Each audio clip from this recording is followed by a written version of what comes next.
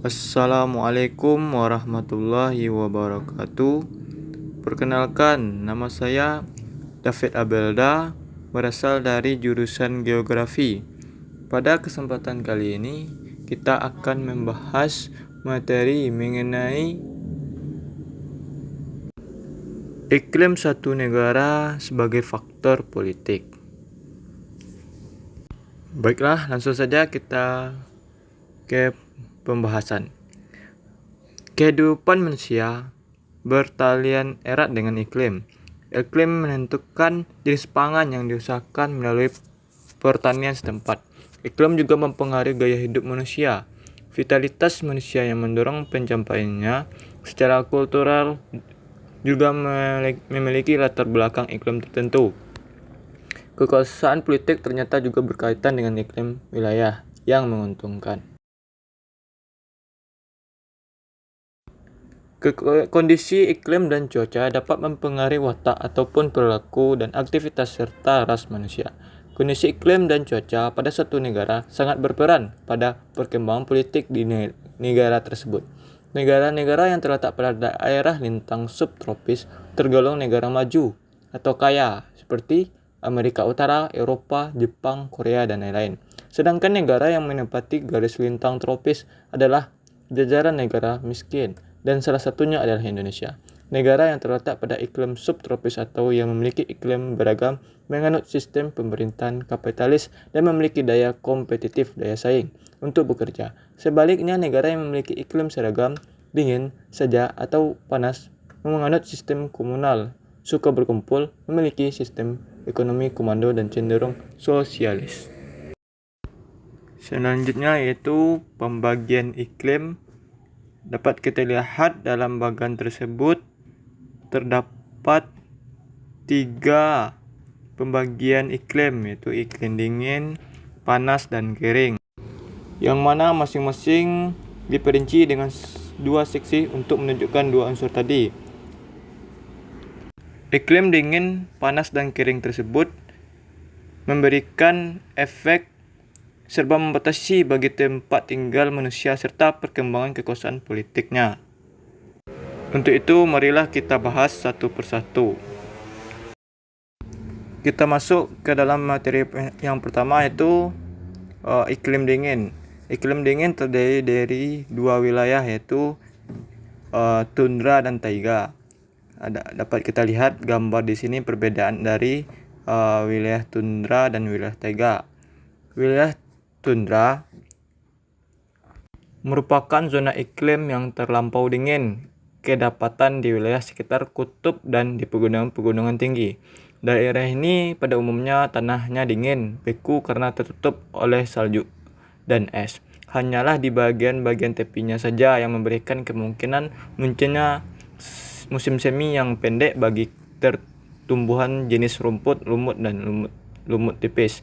Wilayah padang rumput yang disebut tundra tak dapat menampung penduduk banyak dan hanya dimanfaatkan untuk berternak rusa kutub atau reindeer. Jikapun di sana terdapat sumber daya mineral seperti batu bara di Svalbard, biji besi di Swedia Utara, serta emas di Alaska, nilai ekonominya hanya sedikit saja. Yang dapat meningkatkan kepentingan wilayah-wilayah dingin ini hanyalah sifat strategisnya bagi kegiatan militer, misalnya pelabuhan Rusia yang bebas es di lautan Arktik yang makin banyak yang dapat dilayari, menurut sejarahnya menimbulkan berbagai masalah kemiliteran. Kemudian zona wilayah taiga, yang mana suhunya udaranya tak begitu ekstrim dinginnya sehingga wilayahnya berupa hutan-hutan pepohonan berdaun jarum atau konifera. Musim dinginnya amat panjang, sedangkan musim bagi kemungkinan tumbuhnya tanaman bahan pangan terlalu pendek, sehingga penduduk jarang sekali. Hasil kayu dan bahan tambang merupakan satu-satunya sumber ekonomi. Di sini dengan sendirinya tak akan tumbuh pusat negara yang penting, meskipun mengandung keuntungan bagi negara yang memiliki wilayah taiga tersebut. Kemudian kita masuk ke pembagian iklim panas, yang mana juga terbagi menjadi 2, yaitu menjadi hutan tropis dan sabana.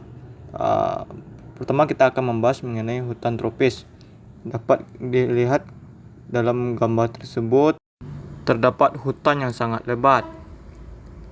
Istilah tropis juga kadang digunakan untuk menyebut tempat yang hangat dan lembab sepanjang tahun, walaupun tempat itu tidak terletak di antara dua garis balik. Tumbuhan daerah tropis biasanya berdaun lebar dan hijau abadi atau tidak menggugurkan daun, atau jika memiliki perilaku peluruh, mereka tidak dipengaruhi oleh suhu atau durasi radiasi matahari, melainkan oleh ketersediaan air di tanah.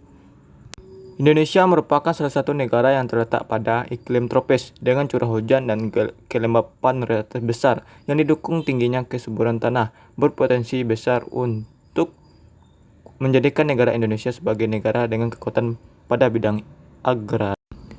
Negara yang bertempat tinggal di wilayah tropis juga bisa dikatakan negara yang bertempat tinggal di wilayah yang memiliki iklim seragam. Iklim seragam di sini ialah yang memiliki iklim dingin saja atau panas saja. Kondisi iklim yang seperti ini sangat mempengaruhi kemajuan suatu bangsa.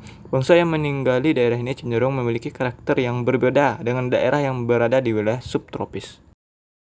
Materi selanjutnya yaitu sabana.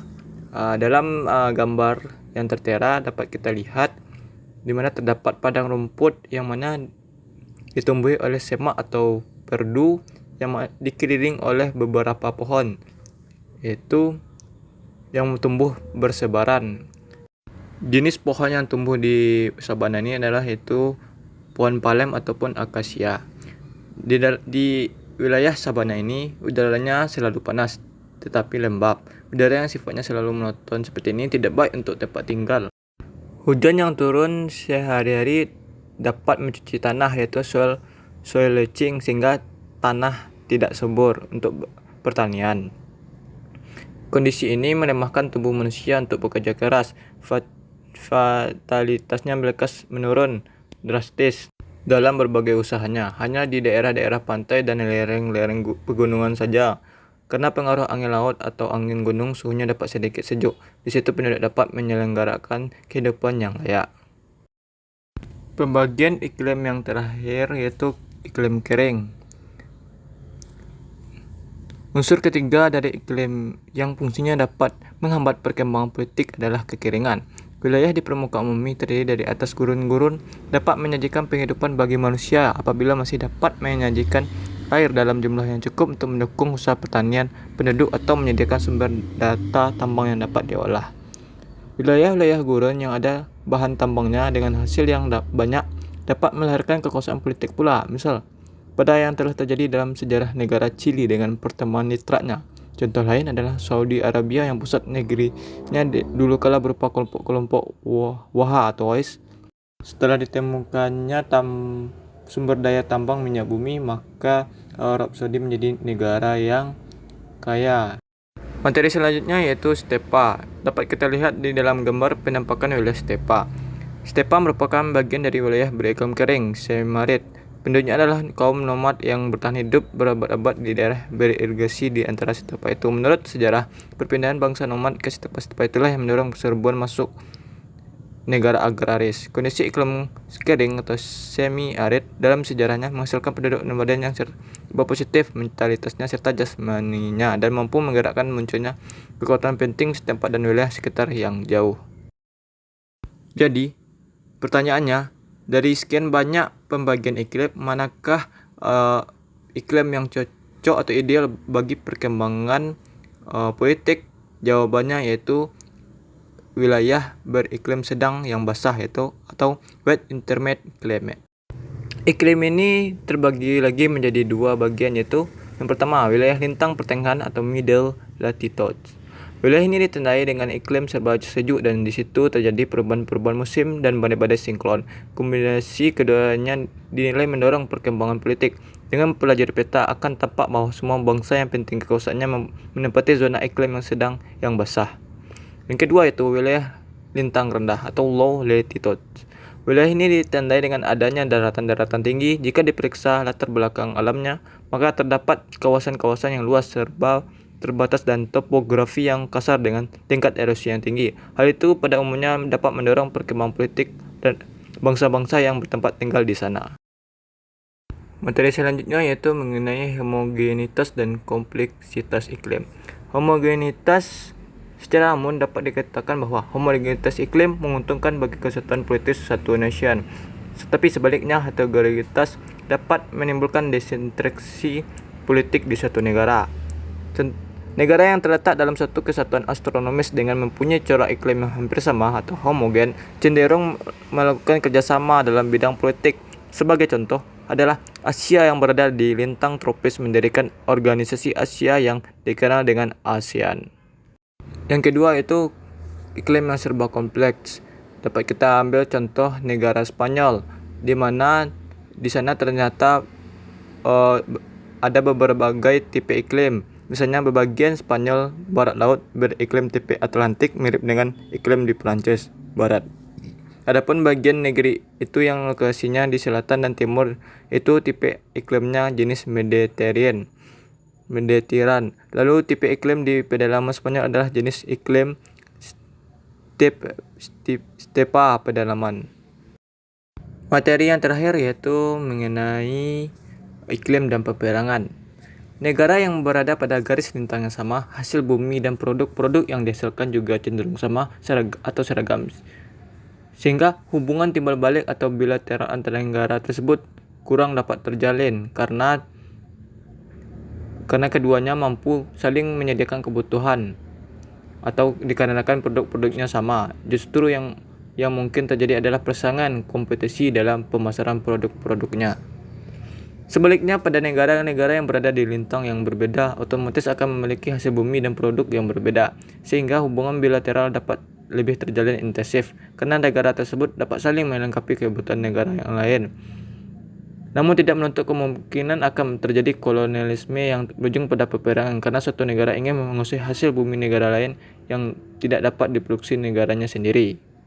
Kawasan dengan iklim yang terbaik tidak akan menghasilkan peradaban besar jika terus-menerus menderita serbuan dari bangsa-bangsa tetangga yang iklim kawasannya tak menguntungkan. Karena itulah dibutuhkan manpower demi bertahannya peradaban besar.